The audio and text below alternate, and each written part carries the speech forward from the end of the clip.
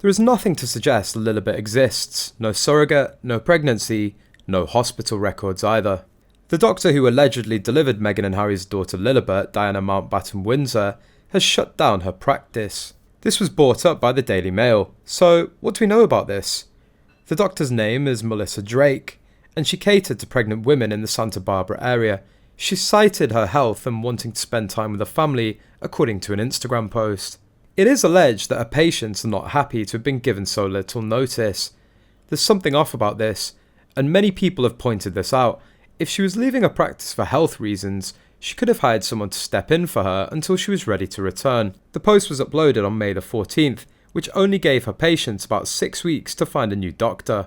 Does anyone find it odd that no one knew who Meghan's OBGYN was until this story came out? Meghan has always said, "My kids are not public property, so back off," or something like that. Not to mention Omid Scobie and Caroline Durand wrote in Finding Freedom that a particular UK doctor oversaw Archie's birth, but the doctor's husband allegedly came out and said his wife did not deliver Archie as she wasn't working that day. Could it be possible that Dr. Drake has some juicy secrets about Lilibet that she just doesn't want to get out there? The doctor's name wasn't made public at the time of Lily's birth, so first off, how do people know Dr. Drake delivered Lily? Did Meghan or someone close to her leak the information? We know that Lily's birth certificate is majorly off because a parent cannot put a foreign title on a US birth certificate. At least you can't in California. Could it be possible that people started questioning whether Dr. Drake was allegedly issuing fake birth certificates, signing off on births that didn't happen? It's entirely possible, but I want to know why Dr. Drake didn't get called out when the alleged fake birth certificate was released. Someone has to tell the truth. It's difficult for the palace because Queen Elizabeth wanted to believe Harry.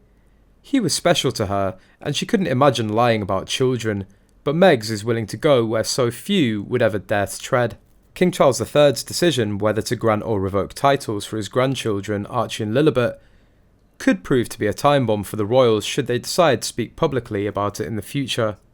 Chief Royal Correspondent Jack Royston and Royal Commentator Kristen Mainzer discussed the possible fallout should Charles decide to revoke the titles Prince and Princess that Archie and Lilibet became entitled to on the accession of their grandfather. They advised the monarch to play the long game and to think about the fact that these two kids are going to be adults one day.